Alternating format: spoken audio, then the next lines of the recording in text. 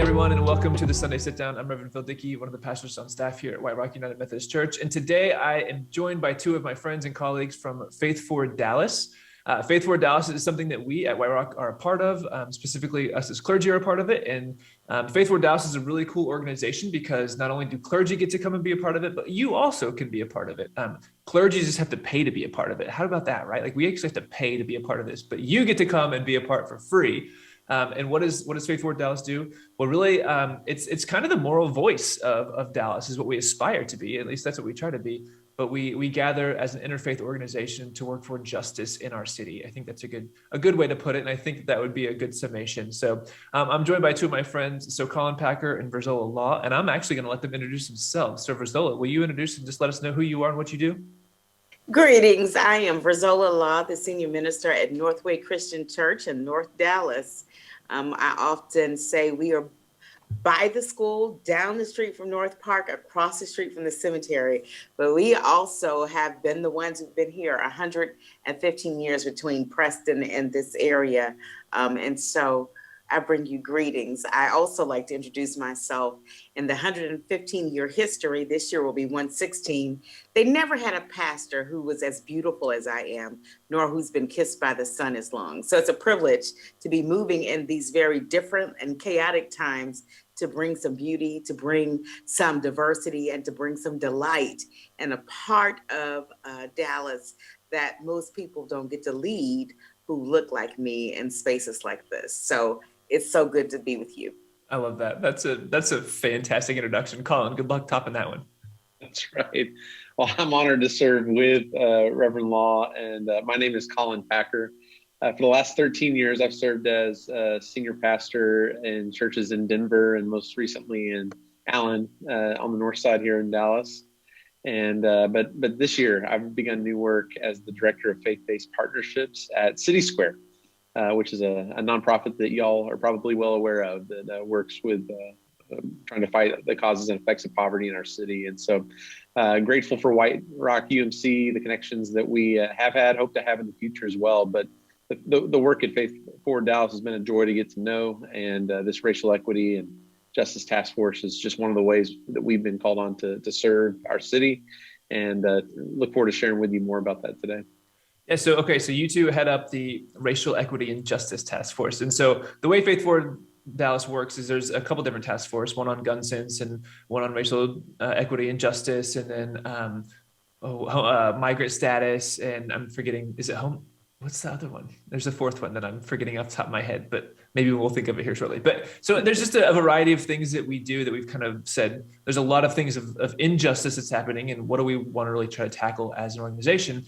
And so I actually oversee the crisis management aspect of Faith Forward. And so a lot of what we've been doing with Owenwood is we're trying to get Owenwood ready to be a temporary shelter location for these cold weather days. So that Oaklawn UMC, one of our sister churches, has been doing a really good job of doing that. But there's more capacity. And so we need to be able to open up more churches. And so those are one of the crisis aspects. Really, I think that I was invited to do that because I'm just on social media way too much. And so I see a lot of what's happening. And so they were like, hey, you're on social media, let us know what's happening there and keep us up to date on the crisis that's taking place. But regardless, I wanted to invite you all here because, one, I want to highlight the important work that's taking place in this task force and through Faith Forward Dallas, but also it's Martin Luther King Jr. weekend, right? Like we celebrate the birthday of Martin Luther King Jr.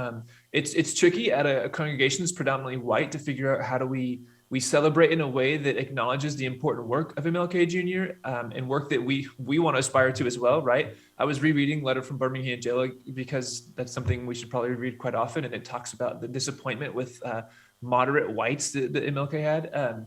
And you know, it's tricky. How do we honor the work of it and not be performative in nature? And as Mitchell has said before, like it's not any good to just talk about these things once a year. And so the reality is we are partnered with Faith Forward Dallas, and so we are doing this work ongoing, and through our clergy, but also like what I hope out of this conversation is y'all will be so inspiring that you're going to, like, all of our people at White Rock are going to just drop all they're doing and they're going to flood to the website and figure out how do they sign up to be a part of your task force to figure out how they can join in this work. So let us know just some like 30,000 foot view. What is the overarching hope of your task force through Faith Forward? And then we'll kind of get down to the specifics here in a little bit too. Well, I think I would first name that no one person can do it all. And so part of the challenge of having MLK weekend, our day specifically, is an important thing that we do as a country, as a community. However, the danger is that we rise stars, that we hold them up and then we kill our prophets. And so I would just name that through the work of Faith Forward, and particularly the racial justice equity task force, is to be reminded, similar to how the Reverend Dr. MLK Jr. Exhibited his leadership. It is in community. And so it is not meant to be solo projects. And so one of the big things we're doing is looking at trying to get 30 congregations, 30 communities of faith to come together to join us in a 21-day challenge in February or March, similar to how the Homeless Alliance did that work of the 21-day challenge, to see how do we have these difficult conversations in a way that moves us forward, to not continue to rehearse the hurts and to continue to redo and reinforce the systems, particularly of the 60s and 70s, and the systems that are so unjust, but to have these difficult conversations to move us forward, faith forward. So how do we continue to move forward? And so the big challenge is to find 30 communities of faith to say we're on board and we will be a part of this work. Because I think the beautiful thing is, around the faith, and particularly Faith Forward, we don't have to be thinking or believing the same thing, but there's enough of the commonality of what we do want for the best of humanity in our community that we can move that forward. And so you can have the red and blue, you can have the left and right, you can have various faith traditions and different parts of Dallas coming together for the betterment of humanity, and particularly in our community. So that will move us forward towards a vision of flourishing for all, as opposed to the scarcity that only some can have and others have to get what's left over. No, we want to have a vision, have a movement where there's flourishing for all. And we do that through the eyes of faith. And what better way to think about it than the eyes of faith? For faith comes by hearing, and hearing from the word of God. And certainly, we walk by faith and not by sight. So we can do that together with a common vision. My all goodness, right. That was, go. We can all go home now, right? Like that was said so well. Amen. Faith Forward now needs to take that and just post that on the front of their website right there. That's a good word. All right, Collin, you again, good luck following that one. Well, I don't try to follow in that way, but I understand the dynamic of leading in a predominantly white church. That's the church I served for the last 7 years in Allen, and over the last 7 years, there's been a racial awakening in our country. In many ways, we've seen so much that's gone on, and Dr. King, I think, is a great rallying point for us as people of faith to help us see that. And growing up, I heard the "I Have a Dream" speech and had this sense about, of course, we're supposed to be this beloved community, and we're supposed to really almost colorblindness was the goal, that if we just don't acknowledge it or see that may be the goal. And what I've come to see is no, that the way God has created each one of us is a beautiful thing, and it's something that we need to see and acknowledge. But that also means when we acknowledge that we look at the inequities in our city. And Dr. King, at the end of his life, the Poor People's Campaign, the vision he had at the later part, right before he was assassinated, was not just about making sure that rights were equal, but it was about human rights. It was about the poor. It was about all that needed to be seen as created in the image of God and given all that they needed in an equitable way. One stat in Dallas that's really shocked me that I read a couple of years ago was in 2016, the Urban Institute ranked 274 of the largest cities around the country in terms of inclusion, in terms of equity. And out of those 274 cities, Dallas was 272nd. There were only 2 cities less than us on overall inclusion, 270th on economic inclusion, and 246th when it comes to racial inclusion.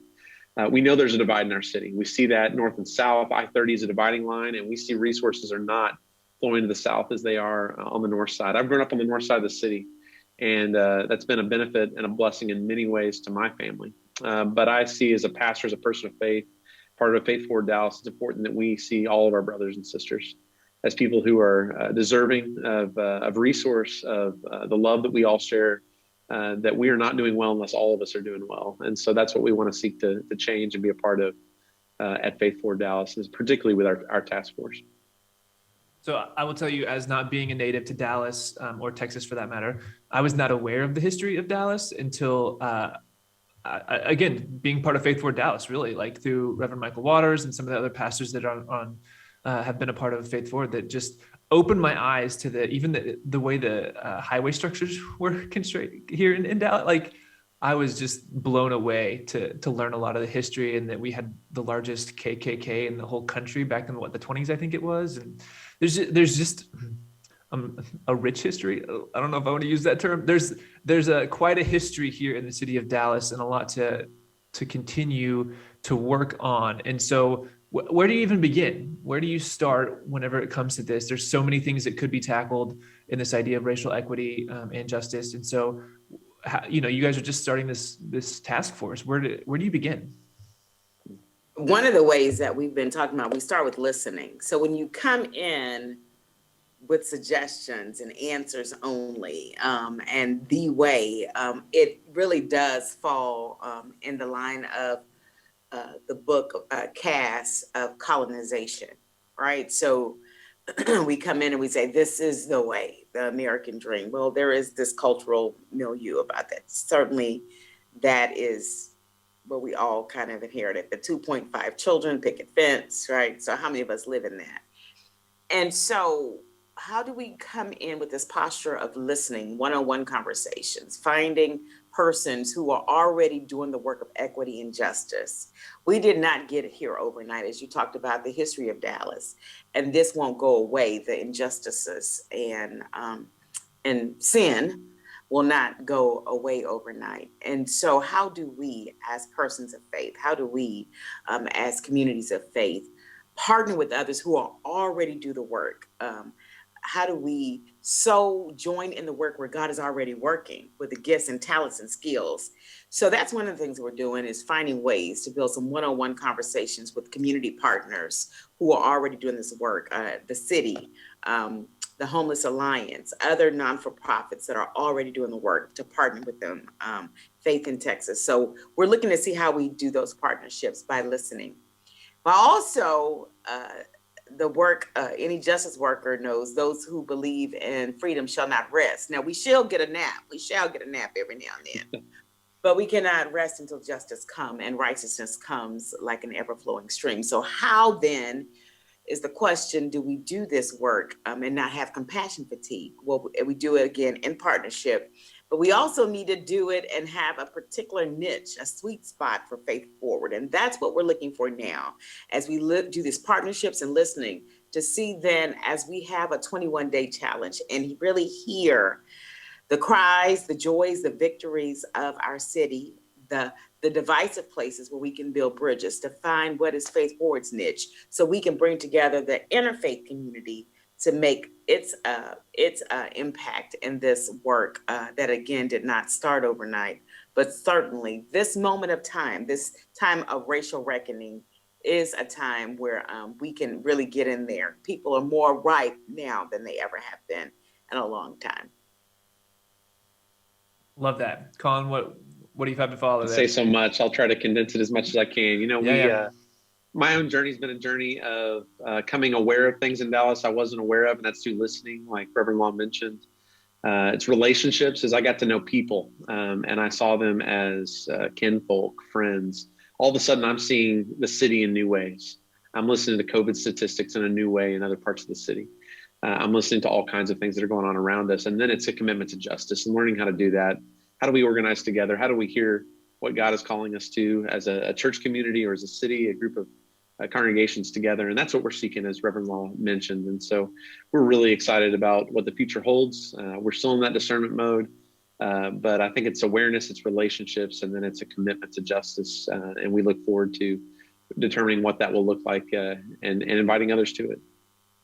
Okay, so we only have about a minute and a half left here. Wrapping this up, you've mentioned this 21-day challenge. Where can people go? What does it mean to be a part of this 21-day challenge? Let us know, how can we really get involved in this? Yeah, you can email us individually. We'll have signups that we'll make sure we push out to particular congregations. So I'm sure that White Rock will have an opportunity for members to sign up individually. Maybe you have a justice team or a group that you'd love to sign up. And so my email address, if you want to reach out to me, is collin.b.packer@greenvilleoaks.org. And then Virzola, I'll pass yours on as well, virzola.law@northwaychristian.org. Do I have that right? And so if you'll email us there, we'll certainly make sure you're aware, but there will be opportunities through White Rock, I'm sure, as well, to be involved.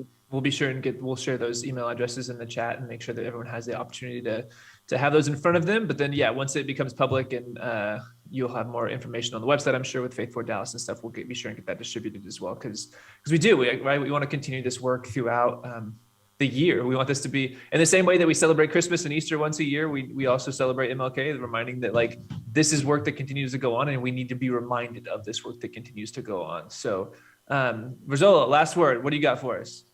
Preacher's going to preach. I know it.